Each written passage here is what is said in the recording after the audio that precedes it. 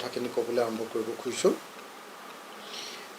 শিৱসাগৰত যি ঘটনা সংঘটিত হ'ল, আমাৰ জিমি দাস, আমাৰ খিলঞ্জীয়া ভূমিপুত্ৰ এগৰাকী গাভৰুক যিধৰণে আক্ৰমণ কৰা হ'ল, সেই ঘটনা এটা নজিৰবিহীন ঘটনা। খিলঞ্জীয়াক আক্ৰমণ কৰা যিসকল মানুহ আছিলে, তেওঁলোকৰ 3জনক এতিয়ালৈকে গ্ৰেপ্তাৰ কৰা হ'ল, কিন্তু আন 2জনক এতিয়ালৈকে গ্ৰেপ্তাৰ কৰা হোৱা নাই। মুঠ 5জন মানুহ আছিলে, তাৰে 3জনক গ্ৰেপ্তাৰ কৰা হ'ল, এতিয়ালৈকে বাকীকেইজনক গ্ৰেপ্তাৰ কৰা হোৱা নাই। আমি বাকী 2জনকো গ্ৰেপ্তাৰ কৰিবৰ কাৰণে দাবী জনাইছোঁ। দ্বিতীয় কথা যে এতিয়া চৰকাৰৰ পিনৰ পৰা আৰু একাংশ দালালে জিমি দাসৰ ওপৰত প্ৰেছাৰ দি তেওঁৰ ওপৰত হেঁচা প্ৰয়োগ কৰি সেই গোচৰটো উঠাই ল'বৰ কাৰণে প্ৰচেষ্টা কৰা দেখিবলৈ পোৱা গৈছে। যি সময়ত চৰকাৰে জিমি দাসক নিৰাপত্তা প্ৰদান কৰিব লাগিছিলে, যি সময়ত জিমি দাসক শাৰীৰিক আৰু মানসিকভাৱে আক্ৰমণ কৰি তেওঁক বিধ্বস্ত কৰি পেলোৱাৰ কাৰণে ৰাষ্ট্ৰীয় পৰ্যায়ৰ পাঞ্জা খেলুৱৈগৰাকীক আচলতে ক্ষতিপূৰণ দিয়াৰ দৰকাৰ আছিলে, সেই সময়ত কিন্তু চৰকাৰী কিছুমান এজেণ্টে গৈ জিমি দাসক এই গোচৰটো উঠাই ল'বৰ কাৰণে যি প্ৰেছাৰাইজ কৰিছে, যি হেঁচা দিছে, এইটো দুৰ্ভাগ্যজনক কথা। আমাৰ খুব স্পষ্ট কথা যে জিমি দাসক আক্ৰমণ কৰা প্ৰত্যেকজন মানুহকে গ্ৰেপ্তাৰ কৰিব লাগিব। মই জিলা প্ৰশাসনক, মই পুলিচ প্ৰশাসনক বিধায়ক হিচাপে আহ্বান জনাইছোঁ যে প্ৰত্যেকজন এনেকুৱা আমাৰ অভিযুক্ত প্ৰত্যেকজনকে অনতিবিলম্বে গ্ৰেপ্তাৰ কৰিব লাগে আৰু তেওঁলোকৰ সকলোৰে ওপৰত পস্কো ঢালি দিব লাগে। যিহেতু আপোনালোকে সকলোৱে জানে যে পস্কোত শিশুৰ ওপৰত যদি এনেকুৱা ধৰণৰ আক্ৰমণ হয়, আমাৰ নাবালিকা এগৰাকী ছোৱালীৰ ওপৰত, 18 বছৰতকৈ কম বয়সৰ এগৰাকী ছোৱালীৰ ওপৰত তেওঁ প্ৰাইভেট পাৰ্টৰ ওপৰত আক্ৰমণ কৰা হৈছে। গতিকে প্ৰত্যেকজন এনেকুৱা অভিযুক্তৰ ওপৰতে পস্কো ঢালি দিব লাগে আৰু কোনোপধ্যে যাতে তেওঁলোকে সহজে বেইল লাভ কৰিব নোৱাৰে তাৰ ব্যৱস্থা গ্ৰহণ কৰিব লাগে। এইটো হ'ল আমাৰ পিনৰ পৰা প্ৰথম দাবী। মই আকৌ এবাৰ কৈছোঁ যে জিমি দাসক, তেওঁৰ পৰিয়ালক অতি কমেও অসম চৰকাৰে 20 লাখ টকাৰ এটা ক্ষতিপূৰণ দিয়াৰ ব্যৱস্থা কৰিব লাগে।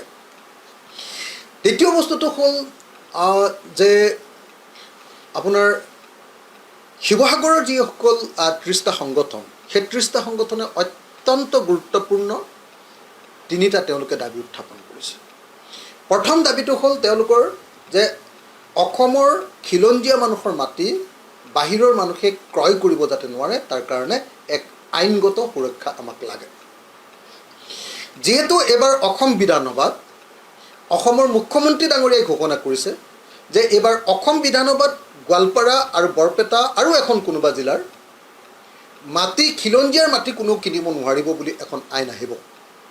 গতিকে আমি আহ্বান জনাইছোঁ চৰকাৰক যে এই বিধানসভাতে এই যিখন আইন আছে, সেই আইনখনতে আমাৰ শিৱসাগৰ, আমাৰ যোৰহাট, আমাৰ গোলাঘাট, আমাৰ ডিব্ৰুগড় আৰু আমাৰ তিনিচুকীয়া, অন্ততঃপক্ষে উজনি অসমৰ এই 5খন জিলা কোনোপধ্যে যাতে অসমৰ খিলঞ্জীয়া মাটি অন্য কোনেও কিনিব নোৱাৰে, অসমৰ থলুৱা মানুহৰ মাটি যাতে অন্য কোনেও কিনিব নোৱাৰে, তাৰ ব্যৱস্থা গ্ৰহণ কৰিব লাগে এই একেখন আইনতে।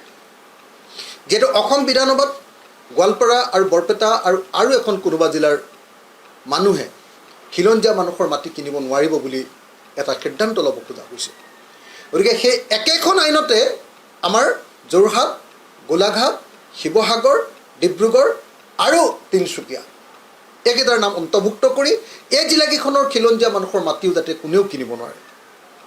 আচলতে এইটো সমগ্ৰ অসমতে হ'ব লাগে, অকল এই 5খন জিলাৰ কথা নহয়। কিন্তু যিহেতু এই 5খন জিলাত এতিয়া সাংঘাতিক ধৰণৰ এনেকুৱা পৰিস্থিতি চলি আছে, সেইকাৰণে এই 5খন জিলাক মই কৈছোঁ। আৰু যিহেতু চৰকাৰে খিলঞ্জীয়াৰ মাটি বিক্ৰী কৰিব নোৱাৰিব বুলি এখন আইন আনিছে, গতিকে এই আইনখনক আমি সমৰ্থন জনাইছোঁ, যদিহে আমাৰ তিনিচুকীয়া বা ডিব্ৰুগড় বা হেৰিয়াত তেওঁলোকে ইয়াতে অন্তৰ্ভুক্ত কৰে। গতিকে অকল সাম্প্ৰদায়িক আইন এখন আনিলেতো নহ'ব। অকল সাম্প্ৰদায়িক আইন এখন আনি তেওঁলোকে খিলঞ্জীয়াৰ মাটি বেলেগে কিনিব নোৱাৰিব বুলি কৈতো তেওঁলোকে আমাৰ তিনিচুকীয়াৰ মাটি আমাৰ শিৱসাগৰ মাটিটো বেলেগক কিনিবলৈ দি থকাটো কেতিয়াও আমি মানি ল'ব নোৱাৰোঁ। সেইকাৰণে আমি আহ্বান জনাইছোঁ যে এই ব্যৱস্থা গ্ৰহণ কৰিব লাগে। তৃতীয়তে আমি আৰু এটা কথা ক'ব খুজিছোঁ যে 30টা সংগঠনে আচলতে 3টা দাবী উত্থাপন কৰিছে, মূল 3টা দাবী। এটা হ'ল যে খিলঞ্জীয়াৰ মাটি আনে কিনিব নোৱাৰিব, এইটোক আমি সমৰ্থন দিছোঁ।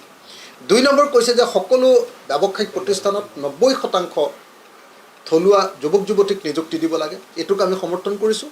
আৰু 3 নম্বৰ যিটো 30টা সংগঠনে যি দাবী উত্থাপন কৰিছে যে অসমৰ ব্যৱসায় কৰা প্ৰত্যেকখন ব্যৱসায়িক প্ৰতিষ্ঠানত বেলেগ ভাষাত ইংৰাজী বা হিন্দীত নামটো থাকিলেও তাত অসমীয়া ভাষাত নামটো লিখাটো বাধ্যতামূলক।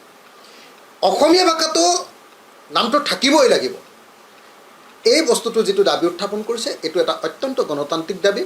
এই 3টা দাবী, সেইকাৰণে অসমৰ খিলঞ্জীয়া মানুহৰ মাটি যাতে আনে কিনিব নোৱাৰে, এই যিটো দাবী 30টা সংগঠনৰ। প্ৰত্যেকটো ব্যৱসায়িক প্ৰতিষ্ঠানত 90% অসমীয়া বা খিলঞ্জীয়া ল'ৰা ছোৱালীৰ নিযুক্তি, এইটো দ্বিতীয় দাবী। আৰু 3 নম্বৰ প্ৰত্যেকখন ব্যৱসায়িক প্ৰতিষ্ঠানত অসমীয়া ভাষাৰ প্ৰয়োগ, নামটোত অন্ততঃ অসমীয়া ভাষা, বেলেগ ভাষাৰ লগতে অসমীয়াও থাকিব লাগে। এই 3টা সুস্থ জাতীয়তাবাদৰ লক্ষণ। এইটো উগ্ৰ জাতীয়তাবাদ নহয়, এইটো কাৰোৰ ওপৰত আক্ৰমণ কৰাৰ ঘটনা নহয়, এয়া হ'ল সুস্থ জাতীয়তাবাদৰ লক্ষণ। আৰু এই যি সুস্থ জাতীয়তাবাদী এই 3টা যি দাবী উত্থাপন কৰিছে 30টা সংগঠনে, আমি এই 3টা দাবী অসম চৰকাৰক মানি ল'বৰ কাৰণে আহ্বান জনাইছোঁ। আনহাতে আমি দেখিছোঁ যে শৃংখল চলিহাৰ ওপৰত এজন কি চুমানী নামৰ গৌৰৱ চুমা গোলাঘাট, শিৱসাগৰ, ডিব্ৰুগড় আৰু তিনিচুকীয়া এইকেইটাৰ নাম অন্তৰ্ভুক্ত কৰি এই জিলাকেইখনৰ খিলঞ্জীয়া মানুহৰ মাটিও যাতে কোনেও কিনিব নোৱাৰে। আচলতে এইটো সমগ্ৰ অসমতে হ'ব লাগে, অকল এই 5খন জিলাৰ কথা নহয়। কিন্তু যিহেতু এই 5খন জিলাত এতিয়া সাংঘাতিক ধৰণৰ এনেকুৱা পৰিস্থিতি চলি আছে, সেইকাৰণে এই 5খন জিলাক মই কৈছোঁ। আৰু যিহেতু চৰকাৰে খিলঞ্জীয়াৰ মাটি বিক্ৰী কৰিব নোৱাৰিব বুলি এখন আইন আনিছে, গতিকে এই আইনখনক আমি সমৰ্থন জনাইছোঁ, যদিহে আমাৰ তিনিচুকীয়া বা ডিব্ৰুগড় বা হেৰিয়াত তেওঁলোকে ইয়াতে অন্তৰ্ভুক্ত কৰে। গতিকে অকল সাম্প্ৰদায়িক আইন এখন আনিলেতো নহ'ব। অকল সাম্প্ৰদায়িক আইন এখন আনি তেওঁলোকে খিলঞ্জীয়াৰ মাটি বেলেগে কিনিব নোৱাৰিব বুলি কৈতো তেওঁলোকে আমাৰ তিনিচুকীয়াৰ মাটি আমাৰ শিৱসাগৰ মাটিটো বেলেগক কিনিবলৈ দি থকাটো কেতিয়াও আমি মানি ল'ব নোৱাৰোঁ। সেইকাৰণে আমি আহ্বান জনাইছোঁ যে এই ব্যৱস্থা গ্ৰহণ কৰিব লাগে। তৃতীয়তে আমি আৰু এটা কথা ক'ব খুজিছোঁ যে 30টা সংগঠনে আচলতে 3টা দাবী উত্থাপন কৰিছে, মূল 3টা দাবী। এটা হ'ল যে খিলঞ্জীয়াৰ মাটি আনে কিনিব নোৱাৰিব, এইটোক আমি সমৰ্থন দিছোঁ। 2 নম্বৰ কৈছে যে সকলো ব্যৱসায়িক প্ৰতিষ্ঠানত 90% থলুৱা যুৱক যুৱতীক নিযুক্তি দিব লাগে, এইটোক আমি সমৰ্থন কৰিছোঁ। আৰু 3 নম্বৰ যিটো 30টা সংগঠনে যি দাবী উত্থাপন কৰিছে যে অসমৰ ব্যৱসায় কৰা প্ৰত্যেকখন ব্যৱসায়িক প্ৰতিষ্ঠানত বেলেগ ভাষাত ইংৰাজী বা হিন্দীত নামটো থাকিলেও তাত অসমীয়া ভাষাত নামটো লিখাটো বাধ্যতামূলক। অসমীয়া ভাষাটো নামটো থাকিবই লাগিব। এই বস্তুটো যিটো দাবী উত্থাপন কৰিছে এইটো এটা অত্যন্ত গণতান্ত্ৰিক দাবী। এই 3টা দাবী, সেইকাৰণে অসমৰ খিলঞ্জীয়া মানুহৰ মাটি যাতে আনে কিনিব নোৱাৰে, এই যিটো দাবী 30টা সংগঠনৰ।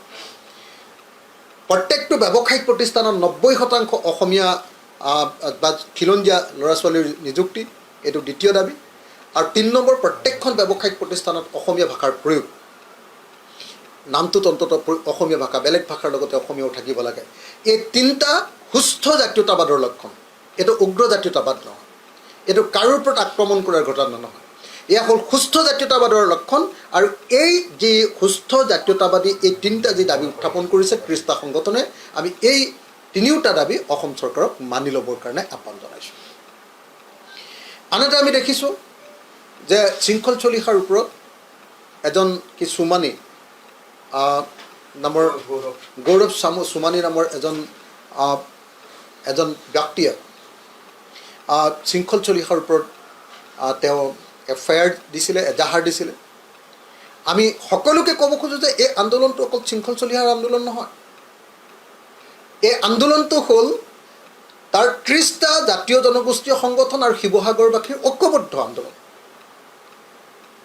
সেই আন্দোলনটোত অকল এজন ব্যক্তিৰ ওপৰত কেলৈ গোচৰ আৰোপ কৰিব? গতিকে অচিৰে যিমান আকৌ এটা নতুনকৈ গোচৰ দিয়া বুলি আমি শুনিছোঁ, এই অচিৰে এওঁলোকৰ ওপৰত দিয়া যিবিলাক গোচৰ, আটাইবিলাক গোচৰ অনতি বিলম্বে আন্দোলনকাৰীৰ ওপৰত দিয়া গোচৰ উঠাই ল'বৰ কাৰণে আমি দাবী জনাইছোঁ। আন্দোলনকাৰীৰ ওপৰত গোচৰ জাপি দিবৰ কাৰণে আমি যি ব্যৱস্থা চৰকাৰে কৰাইছে এনেকুৱা ধৰণৰ উচতনি দি, তো এই উচতনিয়ে আচলতে আমাৰ মাজত পৰিৱেশ আৰু বিনষ্ট কৰিব, অসমৰ আইন শৃংখলাৰ পৰিস্থিতি আৰু বিনষ্ট কৰিব, অসমত যথেষ্ট পৰিমাণে এইটো সাম্প্ৰদায়িক সম্প্ৰীতি বিনষ্ট হ'ব। আৰু সেইকাৰণে কাৰো উচতনিত গৈ অসমৰ খিলঞ্জীয়া জাতি জনগোষ্ঠীৰ সংগঠনবিলাকৰ ওপৰত যাতে গোচৰ নিদিয়ে তাৰ কাৰণেও আমি সকলোকে আহ্বান জনাইছোঁ। আনহাতে এটা বৰ আচৰিত কথা এইবাৰ আমি দেখিবলৈ পালোঁ। আপোনালোকে নিশ্চয় দেখিছে যে শৃংখল চলিহাৰ ওপৰত গোচৰ দিলে।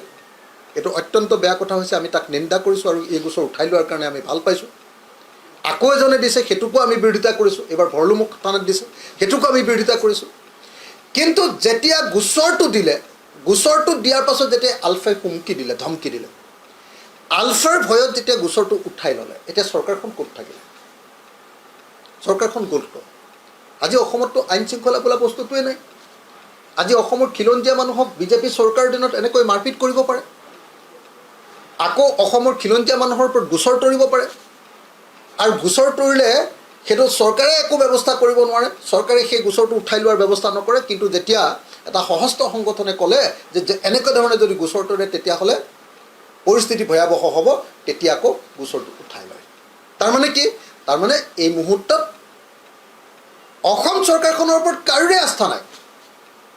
আমাৰ খিলঞ্জীয়া মানুহৰ ওপৰতো আক্ৰমণ হৈছে, আৰু যেতিয়া জাতীয় সংগঠনৰ ওপৰত যেতিয়া গোচৰ দিছে, জাতীয় সংগঠনৰ নেতাৰ ওপৰত গোচৰ দিছে, আৰু যেতিয়া সশস্ত্ৰ সংগঠনে দাবী কৰিছে যে এই গোচৰটো উঠাই ল'ব লাগে, তেতিয়াও অসম চৰকাৰে কাকো নিৰাপত্তা দিব পৰা নাই। আজি আমি দেখিছোঁ যে অসম পুলিচে অভিযোগকাৰীৰ পুলিচ দিছে, ছিকিউৰিটি দিছে, কিন্তু সেই ছিকিউৰিটিৰ ওপৰত তেওঁ ভৰসা কৰিব পৰা নাই। তাৰমানে আজি অসম পুলিচৰ ওপৰত কাৰো ভৰসা নাই।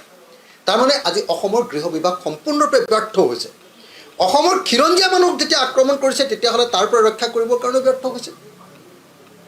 আৰু আনহাতে আমি দেখিবলৈ পাইছোঁ যে অসমৰ খিলঞ্জীয়া মানুহক আক্ৰমণ কৰাৰ পাছত অসমৰ জাতীয় সংগঠনৰ ওপৰত যেতিয়া গোচৰ দিছে, সেই গোচৰ দিয়া মানুহকো অসম পুলিচে ছিকিউৰিটি দিয়াৰ পাছতো তেওঁ কৰিছোঁ।